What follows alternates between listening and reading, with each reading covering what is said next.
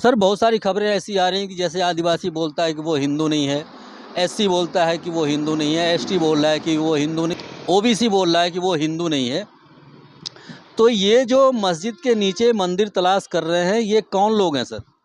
ये सही है कि एससी एसटी ओबीसी के ही लोग हैं, लेकिन ये एससी एसटी ओबीसी के ना समझ लोगों काम कर रहे हैं, समझदार नहीं कर रहे हैं। जो समझदार हैं पूरे देश में आप देख लीजिए, वो लोग भी अपनी अपनी आवाज़ें उठाकर कह रहे हैं कि नहीं नहीं ये गलत है, हम लोग हिंदू। अच्छा, हम कह रहे हैं अगर हम हिंदू होते तो शूद्र क्यों होते?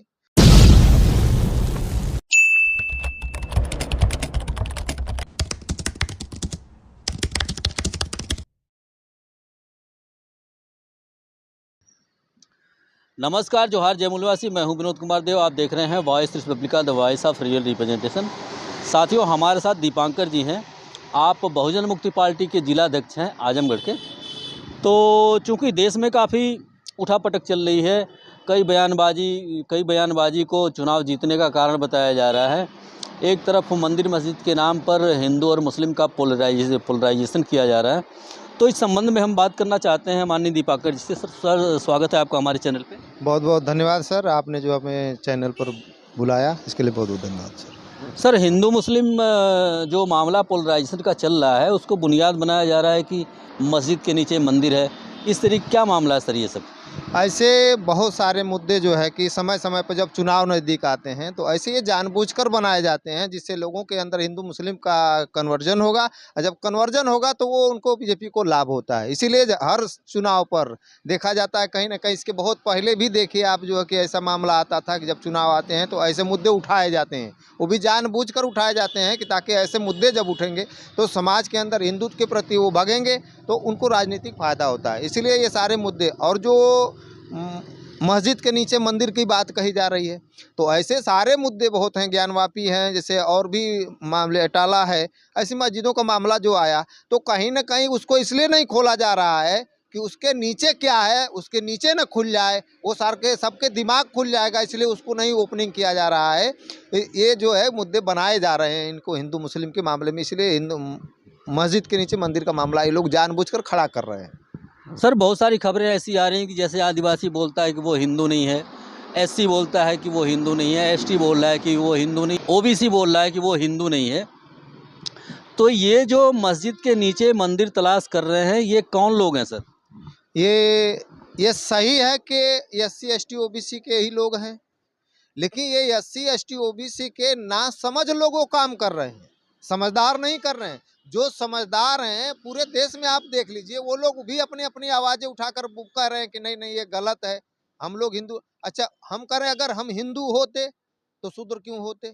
और शूद्र के बाद अति शूद्र, शूद्र के बाद उसके बाद जो अन्य जातियों में जो अहिर कुर्मी लोहार कुहार धोबी पासी खट्टिक चमार मल्लाह, ये सारी जातियां बना करके जो असमानता इन लोगों ने पैदा किया, तो उसको खत्म करना चाहिए।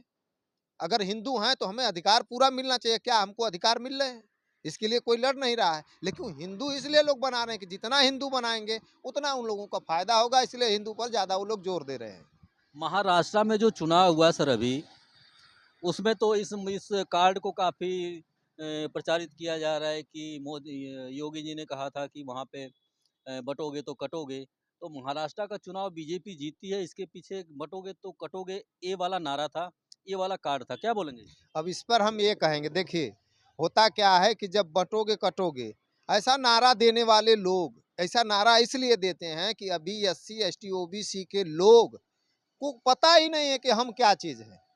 वो जब एससी एसटी ओबीसी को लोग हिंदू बनकर वोट दे देते हैं, अभी महाराष्ट्र का चुनाव हुआ, जीत गए चुनाव, लेकिन इसके बाद पता करिए कि वो हिंदू लोग हैं कहाँ, उनकी अवस्था क्या, उनकी व्यवस्था क्या, क्या उनको समय से बिजली पानी और रोटी मिल रहा है कि नहीं, इसके बारे में तेरा पता करिए तो वो बताएंगे कि कितने बड़े हिंदू ये है।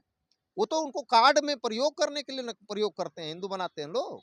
लेकिन सर चुनाव बाद कुछ और ही नतीजे सामने आ रहे हैं। सोशल मीडिया और मीडिया में ये देखने को मिल रहा है कि ईवीएम की धांधली की वजह से बीजेपी चुनाव जीती है। चुनाव आयोग को भी लोग उसमें इन्वॉल्व बता रहे हैं। एक तरफ बीजेपी के लोग बोल रहे हैं और लोग बोल रहे हैं कि वो बटोगे तो कटोगे का नतीजा है, और दूसरी तरफ चुनाव बाद ये परिणाम आ रहे हैं कि वो ईवीएम की धांधली है। क्या बोलेंगे? इस पर हम यही बोलेंगे, देखिए अभी जैसे दो कार्ड उन्होंने, पहला कार्ड क्या है, हिंदू का जब खेलते हैं। जब हिंदू का कार्ड वो खेलते हैं तो कुछ परसेंट वोट बढ़ जाता है और कुछ परसेंट वोट ईवीएम से वो हैक करते हैं। और जब वो हिंदू मुस्लिम का जैसे कहते हैं बटेंगे कटेंगे, जब हिंदू की लाइन में जब खड़ा होता है तो वो ईवीएम पर अंगुली नहीं उठाता है। अंगुली ईवीएम पर वो उठाएगा जो उसके बारे में जानता है, जो नहीं जानता वो नहीं उठाएगा। इससे सारा बहुत सारी चीजें हैं। बहुत जगहों पे ऐसा चुनाव हुआ जहां वोट पड़े जो 12 लाख, वहां वोट निकला 13 लाख। तो कहीं ना कहीं ये तो मामला है, ईवीएम से मामला है। लेकिन भाई सत्ता जिसकी वो तो कहेगा नहीं, विपक्ष में कोई है कहने वाला नहीं है। अब जब चुनाव आता है तो कुछ लोग हैं जो दिखावा करते हैं, तो दिखावा वाले के चक्कर में हमारे लोग बह जाते हैं कि कह तो रहे हैं लेकिन वो आते नहीं है मौके पर। चलिए सर, एक सवाल ये है कि 26 नवंबर को सरकारी आदेश निकाल करके संविधान दिवस मनाने का आदेश दिया गया था, क्या बोलेंगे इस पे? अब इस पर यही कहेंगे कि भाई आजादी के तो 75 साल हो गए, अभी क्यों उनको ख्याल आ रहा है कि संविधान दिवस मनाया जाए। इसका मतलब है कि कुछ लोगों को डाइवर्ट करने के लिए, अपनी तरफ आकर्षित करने के लिए ऐसे दिन और तारीख लगाए जा रहे हैं जिससे लोग डाइवर्ट होकर उनकी तरफ होंगे। और रह गई बात कि संविधान दिवस, क्या संविधान दिवस सिर्फ मना लेने से काम हो जाएगा कि उस पर अमल करने से होगा? क्या अमल कर रही है ये सरकार? क्या यहाँ बच्चों को नौकरियां मिल रही है? क्या जो जिनके साथ बलात्कार हो रहा है उनको न्याय मिल रहा है? क्या यहाँ पर जो दबे कुचले लोग हैं क्या उनको रोटी कपड़ा और मकान मिल रहा है? क्या इस पर सरकार काम कर रही है कि सिर्फ संविधान दिवस मना लेने से काम हो जाएगा? तो ऐसे लोगों को मना लेने कह देने से होता नहीं। मैं तो बड़े दुख के साथ कहता हूँ कि ऐसे लोग अगर संविधान दिवस मना रहे हैं तो ऐसा कोई मतलब नहीं है सर। सर, एक बात है कि संविधान में उद्देशिका जो रखी गई है उस पे समता, स्वतंत्रता, बंधुता और न्याय की स्थापना की बात की गई है। 76 साल होने जा रहे हैं सर, क्या समाज में समानता स्थापित हो गई? अब तो आप मीडिया के आदमी हैं, उसमें छुपी नहीं है। अभी आपने देखा मध्य प्रदेश में किसी आदिवासी के ऊपर पेशाब किया गया, किसी को सरेआम जो है कि लैट्रिन कर दिया, उसको मार दिया गया। और तमाम किस्म के यहाँ पर घटनाएं देख रहे हैं। उसको जात के नाम पर मारा मारा जा रहा है, किसी को घोड़ी पर चढ़ने नहीं दिया जा रहा है। तो कहाँ समता की बात है? अगर शासन सत्ता में बैठे हुए लोग अगर इस बात को कह रहे हैं तो समता, स्वतंत्रता, न्याय, बंधुता पर आधारित जिस दिन हमारे समाज और राष्ट्र का निर्माण हो जाएगा, ये सारी परेशानियां दूर हो जाएगी और तब हम अपने देश को विकास की तरफ ले जा सकेंगे। अन्यथा हम आपस में लड़ते रहेंगे और ये लोग नारा देते रहेंगे और हमारे लोग उसको फॉलो करते रहेंगे सर। अभी इस पर जब तक लोगों को अपनी जानकारियां नहीं होगी, जब तक ये लोग जानकार नहीं होंगे, जैसे अब हम कह रहे हैं कि हिंदू के नाम पर हमारे SC ST OBC के लोग जो वोट कर रहे हैं, क्या कभी उन्होंने कहा कि हमारी OBC 52% वो 52% हमको अधिकार चाहिए? क्या SC के लोगों ने कभी अपनी डिमांड किया कि मैं SC ST के कि हमें 22%, 22% क्या मिलता है? क्या इसको खाके में जिस हिसाब से देखा जाए, आज़ादी से अब तक कितने एक्ट हमारे लागू हुए किसी को पता है? लेकिन जो शासन सत्ता में वो बता देना कितने एक्ट लागू है कि नहीं है। अगर वो बता दें तो हमको पता चले कि भाई हमारा कुछ एक्ट हमारा लागू है। तो कहीं ना कहीं ये सब धोखा है, धोखेबाजों से हमारे लोगों को सावधान रहना चाहिए। बस ये सारी बातें मैं ऐसे हमारे माध्यम से क्या लोगों को क्या संदेश देना चाहेंगे? इस पर हम यही कहेंगे कि हिंदू मुस्लिम राइट जो करने वाले लोग हैं, ऐसा करना छोड़ करके भाई भाई, हिंदू मुस्लिम अगर कर रहे हैं तो हिंदू मुस्लिम भाई भाई मिल करके एक दूसरे के मानवतावाद को पैदा करें। और एक बात मैं और कहूँगा कि इस समय जैसे 18 तारीख से 22 तारीख तक गया में भारत मुक्ति मोर्चा, बहुजन क्रांति मोर्चा का एक राष्ट्रीय अधिवेशन होने जा रहा है, जिसमें बहुजन समाज के सारे लोग 52% के OBC से लेकर के SC ST सारे लोग पूरे देश से लोग आते हैं।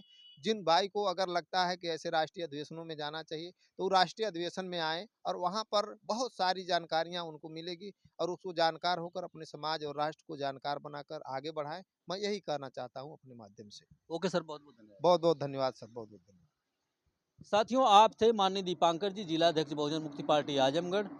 तो जनप्रतिनिधियों की आइडियोलॉजी से, उनकी बातों से हम आपको आगे भी अवगत कराते रहेंगे। बने रहिए हमारे साथ, मिलते हैं अगली वीडियो में। तब तक के लिए नमस्कार, जोहार, जय मूलवासी।